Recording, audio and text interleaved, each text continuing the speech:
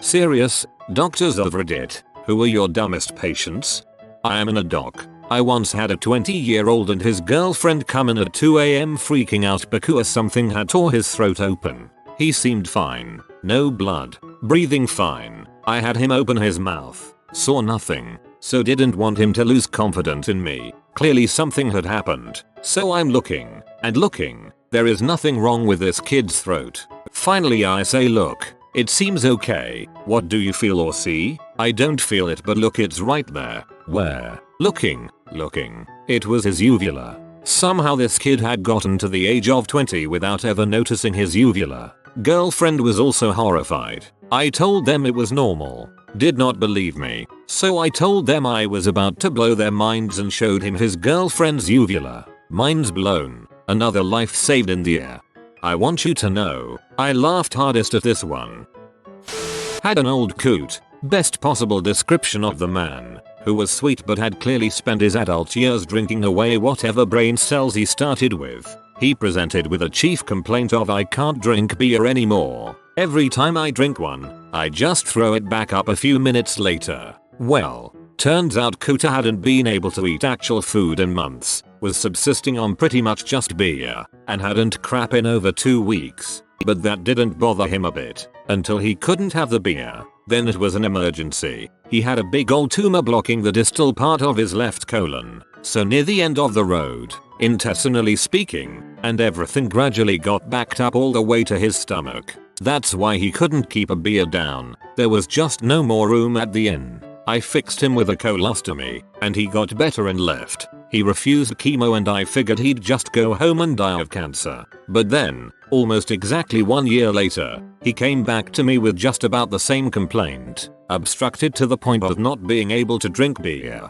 Except this time, it was that his ostomy had essentially retracted into his abdomen and the skin had nearly grown shut over it. He was crapping out of a teeny tiny hole in his skin. WTF. Even my oldest partners had never seen anything like it, but once again Cooter wasn't remotely phased. He just wanted us to fix it so he could go home and keep drinking. I did. Haven't seen Cooter since. I kind of hope he's still out there, treating his cancer with Budweiser and just blissfully ignoring the Grim Reaper.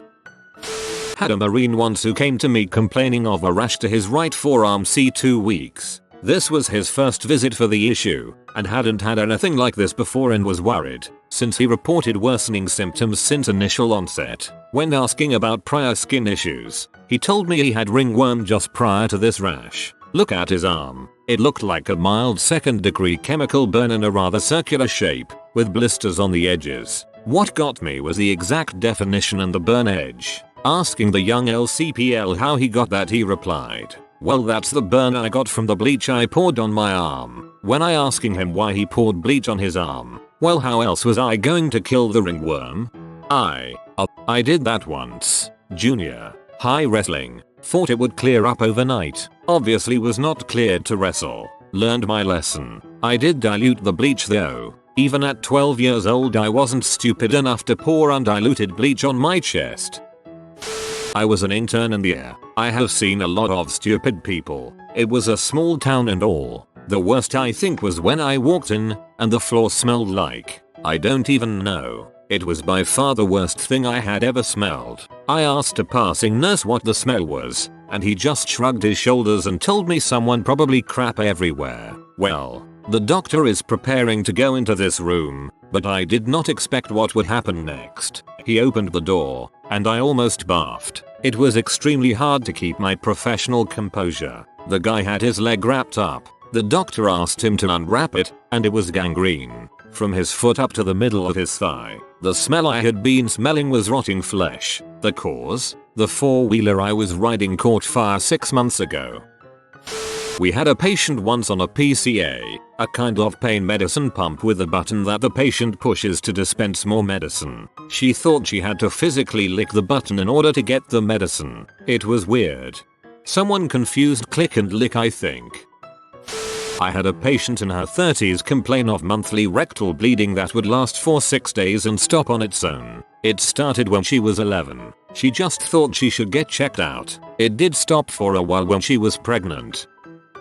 There was one who was very upset to find out that she was pregnant again because she'd used her diaphragm exactly as she'd been told. She carefully inspected it for holes, applied the spermicide, placed it, wore it at night, then took it out, cleaned it and put it away each morning. And then her husband arrived home from his night shift.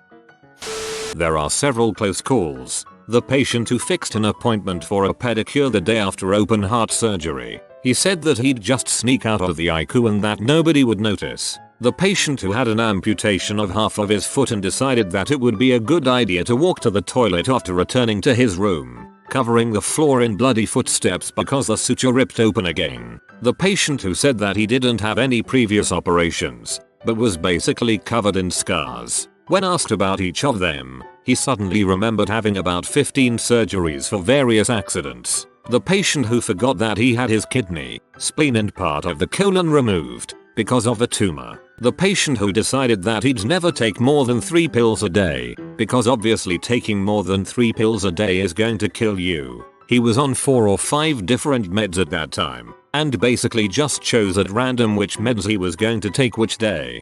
Good thing I don't take pills for my condition. I do, however, randomly choose how many units of insulin to take. GP here. The most outrageous thing I've heard was from a boy who was something like 22 years old. A very poor, illiterate family. The boy had a bad case of tonsillitis and refused to take any meds because all he needed to do was bite the sun. Basically at noon he had to look up to the sun, open his mouth as wide as possible and bite the sun several times so it would burn his tonsils and cure him over the course of a couple weeks. When that wouldn't work, plan B was to do the same at night but only under a full moon. TLDR. Bite the sun and cure you tonsillitis.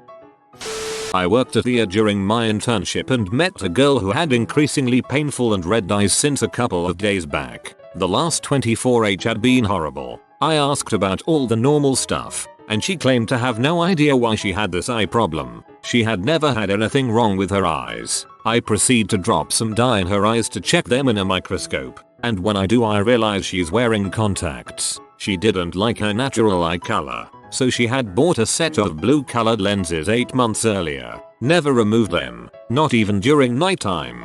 Didn't even think to mention this to me. Claimed to have no foreign materials in her eyes. Needless to say, I gave her quite the harsh lecture and a referral to an ophthalmologist.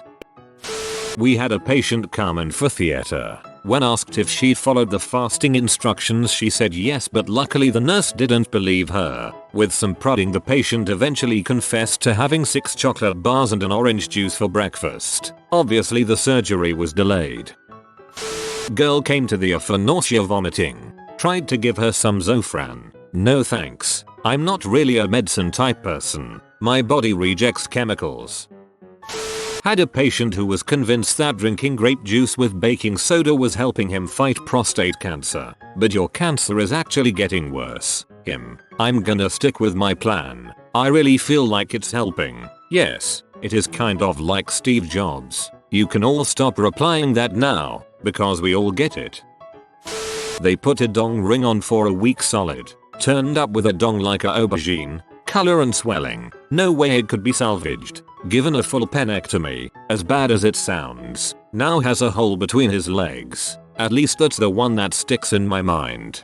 This is how they castrate sheep and such. A band around the base of the scrotum. They just fall off.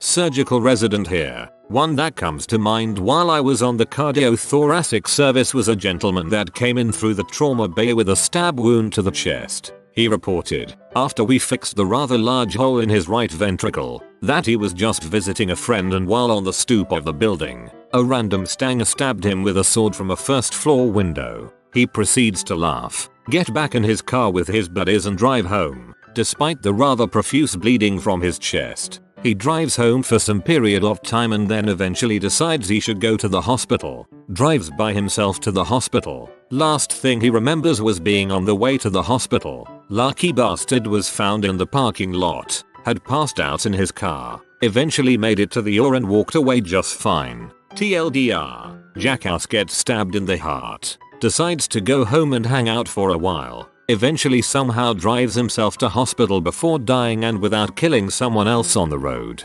I'm guessing he panicked and thought, there is no way that just happened. Well okay, but it's not that bad. Nope, it can't be. Not a stab wound from a sword. That's a death for past people.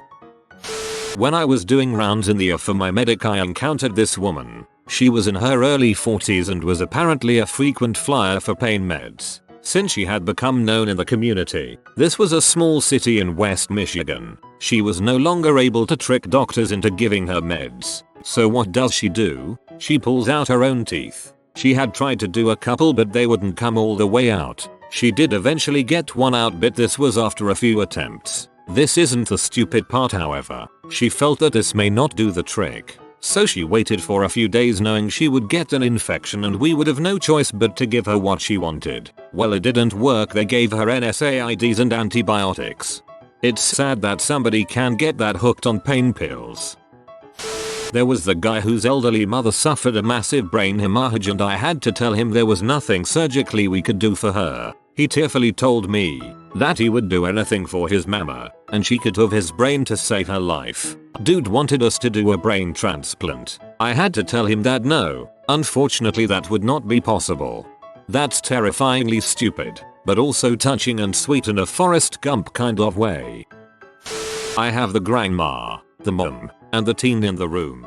The teen is pregnant, but this apparently is a good thing. There are no fathers, grandfathers, boyfriends, jobs in the picture, but everyone decided it was about time a new generation was added to the family lineage. Apparently the teen did not appreciate the fatigue, full bladder, back pain, etc. that go along with being pregnant and is also experiencing some cramping pains. She demands that we do a C-section because she's tired of being pregnant, even though she's still not far enough along, because then we can just hook up the preemie in an incubator to finish growing and the government can just pay for the incredibly expensive IQ stay. My jaw just dropped. Then there was the lady wearing short shorts and no underwear who raised her leg and showed me the pus-filled wound on her labia while in the middle of the waiting room. I don't miss rural OB-GYN experiences.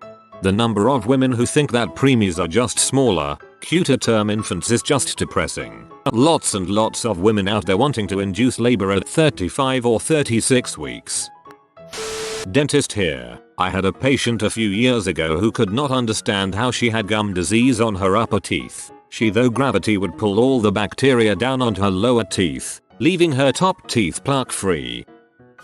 Turns out using cement as a DIY cast for your broken, but not reset, leg is a bad idea. Turns out the chemicals in the cement irritate and dissolve your skin. He became septic and almost died by the time he presented for medical care. Emergency medicine, preventing natural selection one stupid person at a time. When I was a teenager, I for some reason thought it would be a good idea to mix up a small amount of concrete in a bucket with my hand. Because, you know, finding a stick or something is so hard. It turns out that gravel is abrasive and cement is very caustic. This is not something I did the second time. I had a patient who came to the emergency department vomiting so much I had to admit him for intravenous fluids. I took the usual history, including what he'd eaten recently, nothing out of the ordinary. A few hours later, he calls me over. "Doctor, I did eat some chicken and rice earlier. My girlfriend made it yesterday and we left it in the pan on top of the stove overnight, and I ate it this afternoon. This was in a July heat wave. Do you think that could have been it?" Yes, I do. Size, we had a little talk about food hygiene. Had to comment here. My husband doesn't get why I don't eat food from his grandparents. They keep food cold by sticking it in the back room. Leaves bags open. Chicken, soup and other foods are left out all day night to be eaten by whoever. I've seen chicken out for 2 days in the summer. Nope. During a fellowship in oncology, I had a nurse call me downstairs to discuss a patient. He was on a phase 1 clinical trial and we needed to check trough values to see what his dose limit would be. We started out at 10 mg in the form of 2.5 mg x4 tablets so his dose could be modified without redispensing. Well, he could not comprehend the amount of pills he needed to take. Just did not understand that he needed to take only 4 every day and he had a month's supply. We had to physically withhold his medication and have him come to the infusion center every day to take his medication because he would have otherwise overdosed and died. How hard is it to understand you take 4 tablets a day? Patient in a delirious state attempted to pull his Foley catheter, the kinds that swell up at the end to stay inside the body, out of his body, forcefully. Needless to say, he was pee blood for a while from all the damage to his internals. Forgot to point out he was in a delirious state from not taking his blood sugar medication. That's what makes it dumb. I went into a room once just to talk about diet and I had a guy who was losing his crap, yanking, yelling he is going to pull his Foley out. I've never booked it to a nurse faster. We had a woman that went through 3 hospitalizations for diabetic ketoacidosis in 6 weeks. Her glucose was up to 1100. Her explanation is that she didn't like her endocrinologist, so she refused to go back. Optometrist here. Had a guy come in for a glasses exam for the first time in 10 years and I discovered he had full-blown glaucoma going on and I asked him if I could run a test to help confirm. He got super angry with me and demanded his prescription. I said I'll give that to you but I need to prescribe you medicine to help save your sight. His response was, well, if the good Lord wants me to lose my sight then who am I to stop him? I made him sign a waiver and he left. I've never been so frustrated at a patient. I hope he doesn't kill someone on the road one day. I work as a scribe in the ER, and we had a guy come in asking to be tested because he may have an STD. So we start asking him if he has had fricked unprotected, and multiple partners, to which he answers yes. Next we ask if he has any itching, rash, discharge, etc. To which he answers no. Well, this guy thought he caught asthma from fricking with some chick who had it. Asthma. He thought it was an STD. I had a girl come to the ER for lady bit spotting and abdominal cramping. She had just started her first physical relationship and had taken Plan B every day for 5 days because she was worried about getting pregnant. They used condoms and she was already on the birth control. Had a 70-year-old female come in with a broken rib and clavicle after falling. Tells me her only medications are insulin and Tums. While taking her history she seems off. She's acting confused. Her voice is deep. Her face is swollen and she's had been having balance problems. Textbook hypothyroidism. Turns out she had her thyroid removed a year ago. When I asked her if she was taking any medications for that she tells me yes, the Tums. I need the calcium for my thyroid. Where she came up with the idea that Tums were a great substitute for your thyroid I will never know. Needless to say she left with a new Synthroid RX. She probably confused thyroid with parathyroid. As a med student myself and another student took a history from a guy who drank several 10+ cups of tea a day with 6 sugars in each one for my thirst and had 6 meals a day of 4 bacon sandwiches with butter for the energy. That's all he had every day. That's it. He couldn't understand why his heart disease wasn't getting better, why he'd put on weight, why he was now showing high blood sugar and was borderline diabetic. Seriously guys, anyone saying but bacon isn't bad food or whatever, I never said it was. Read what I posted, especially the bit where I said that's all he had every day. That's it. Because if you can't process that with the rest of what I've said, I think you're in danger of becoming a patient mentioned in threads like this. I, too, cannot understand why he is borderline diabetic. Our leg necrotic with maggots has been this way for 30 days. Wrapped t-shirts around the leg, and when the outer layer was soaked with pus they threw another one on top. He finally called 911 for shortness of breath. He died from septic shock. My breath smells like trichomonas. PT gets told she required urgent surgery after a sharty home birth. Give her instructions including nothing to eat. Walk in to bring her to the OR and she's scarfing down Burger King. Tries to hide it after she sees me. PT is informed to begin taking Eliquis immediately. Anticoagulant. They just got a cardiac stent placed and told the risks of delaying taking that medication. The pharmacy was out of it for the weekend. She comes in 3 days later with the same chest pain as before. I thought you fixed me. Is my doctor stupid? Am I? Had a girl in the ER who got beer poured over her while at a party. She went to the bathroom to clean herself but didn't find anything to wash herself with, like a sponge or something. So she used the next best thing she found and meticulously scrubbed her boobs with steel wool. steal wool, and our skincare addiction gets worried about facial scrubs. Anesthesia here, self-inflicted gunshot to head, brain dead, organ procurement candidate. Family insist on giving him a brain transplant. They didn't comprehend that they could donate his organ. They truly thought that we could give him a new brain, with science and crap. While in nursing school I had a patient who had wounds on his leg and refused wound care because hospitals are clean and you can't get an infection in a hospital. He refused even after having me, and then my instructor explained to him about hospital-acquired infections and the need for wound care. Not a doctor, but as an army medic, I have had some dumb patients. One of the first guys I treated got really bad road rash from a motorcycle crash and decided to treat it himself by pouring whiskey on it. By the time he came to the medics, it was pretty bad and I had to do debridement with a scrub brush, basically scrubbing the bad parts off with plastic bristles. He was in a lot of pain and I was trying not to laugh at him. A lot of people don't respect medics at all, even when we are very good at our jobs. One guy came in with fluid-filled bumps on a red base around his mouth, textbook herpes. I asked him if it was his first herpes outbreak and he started yelling at me for saying he had herpes. He refused to listen to anything else I said and asked for the PA, who took one look at him and asked if it was his first herpes outbreak. We once had a guy who had the tip of his finger amputated. His first question was, "Will this grow back?" One guy had a sore back, and while I was doing the physical exam, he said, "Doc, my spine is curved." It wasn't. That's why my nose is crooked. Medics all have lots of fun stories.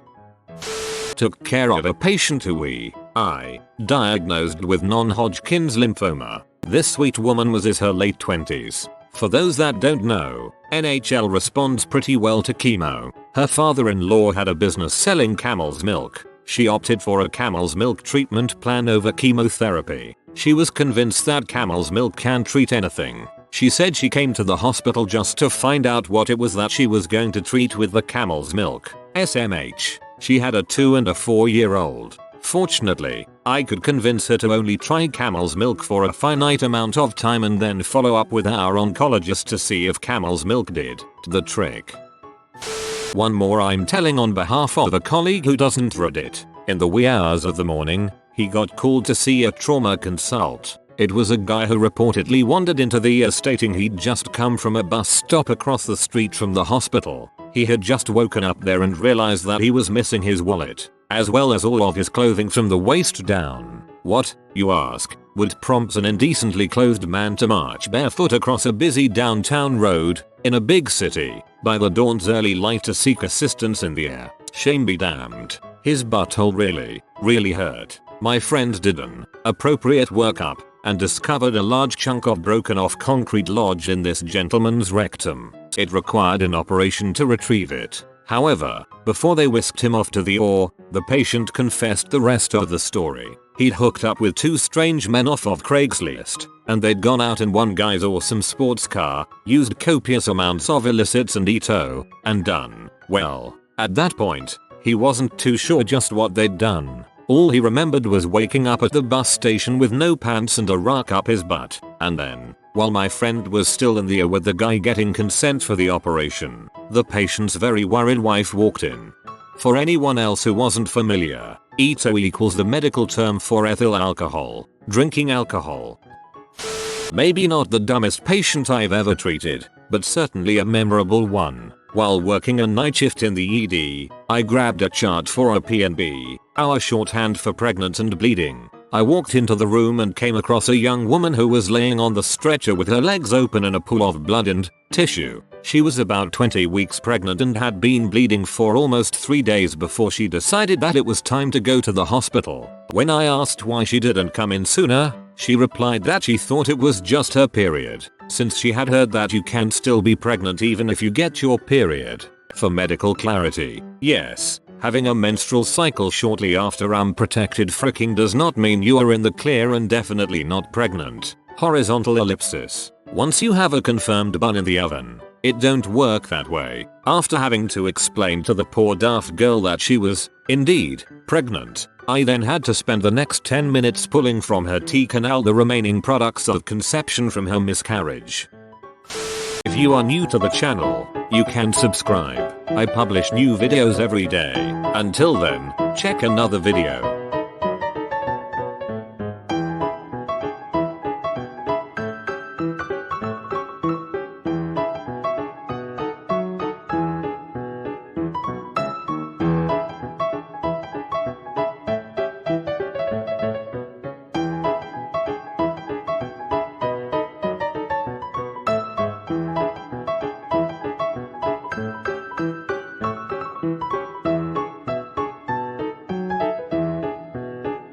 Bye for now.